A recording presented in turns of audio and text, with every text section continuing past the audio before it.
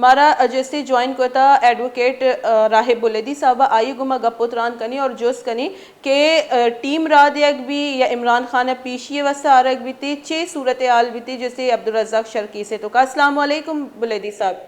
वालेकुम सलाम। बुलेदी साहब बहुत बहुत शुक्रिया आपका कीमती वक्त देने के लिए।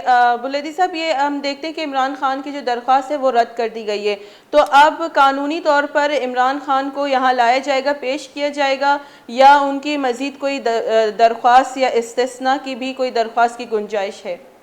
देखिए, कानून में इसकी बिल्कुल गुंजाइश मौजूद है कि वो प्रोटेक्टिव के लिए अपनी दरख्वास्त की ज़मानत के लिए किसी भी अदालत में रुजू कर सकता है। जी अलबत्ता चूँकि हाई कोर्ट में ज़मानत की रद्द होने के बाद अब मासवाए इसको हाई कोर्ट में पेश होने की और इन्वेस्टिगेशन ज्वाइन करने का और कोई रास्ता नहीं है, तो उसको जी इन्वेस्टिगेशन ज़रूर ज्वाइन करना चाहिए कानूनी तौर पर। जी जी बुलेदी साहब, लेकिन हम देखते हैं कि इनका कोई एक इस तरह से इनडायरेक्टली अटैच होने से दूसरे सूबे से उनको बुलाया जा सकता है और उनकी जो दरख्वास्त है उसको भी इन बुनियादों पर जो है रद्द किया गया है कि अभी तक इसकी तफ्तीश जारी है। तो अगर अब इमरान खान अपने आप को शामिल तफ्तीश करते हैं तो क्या चांसेस हैं उनकी गिरफ्तारी की जो वारंट है उसमें उनको रिलीफ मिले?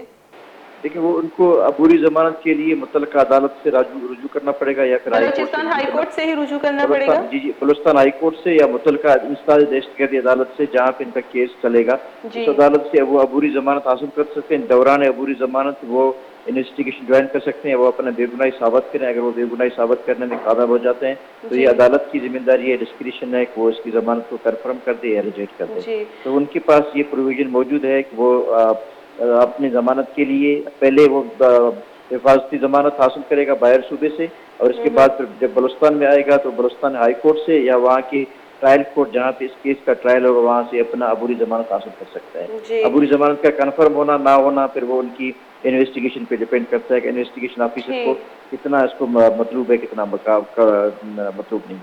बुलेदी साहब, आप एज एन वकील, एज एन लॉयर, एडवोकेट, आप इस केस को कैसे देखते हैं? क्या ये एक जायज़ केस लगता है या इसमें आप नहीं समझते कि ये सियासी इंतकाम के लिए इस्तेमाल हो रहा है? आप बतौर वकील आप इस केस को कैसे देखते हैं?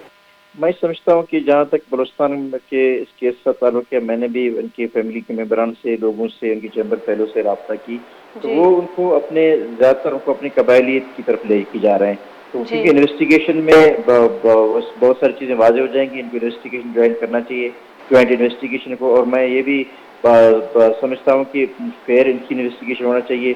जो भी इसमें मुलव्वस है, अब सबसे बड़ी बुनियाद ये है कि जो असल कातिल है, हम समझते हैं कि असल कातिल को बिल्कुल नहीं बचना चाहिए। जो भी असल कातिल हो उनको सज़ा जी ज़रूर मिलनी चाहिए। बहुत बहुत शुक्रिया एडवोकेट राहे बुलेदी साहब में गुमा गपुतरान करने का बता गुशी के फेयर ट्रायल भी अगलूटी और मौका दिया अगलूटी और जो इकूश पुश्ता यस्ता आयानी भी जैसे इन्वेस्टिगेशन कनक भी और नुक्ता जुड़ीनक भी अंती ताकि जो वकील मंचू गेंदी के राहे बुलेदी साहब और बलूचिस्तान बार एसोसिएशन नीमगा चा हड़ताल हम जार जनक तक वादे के अब्दुल रज़्ज़ाक शर कोशा पद आयना दुरो जिससे हाई कोर्ट है और बलूचिस्तान बार एसोसिएशन दुरो अदालती चेस्तो ईरानी बाइकॉट को तक बुता और एक इंतहाई एक अफसोसनाक वैली बुता कि अब्दुल रज़्ज़ाक शर जैसे ती लूगा चा दरकाएगा बुता आमिद के से निमगा और आई सरा जैसे तीरगुआरी वैल टारगेट किलिंगा आई जैसे बीरान बुतग और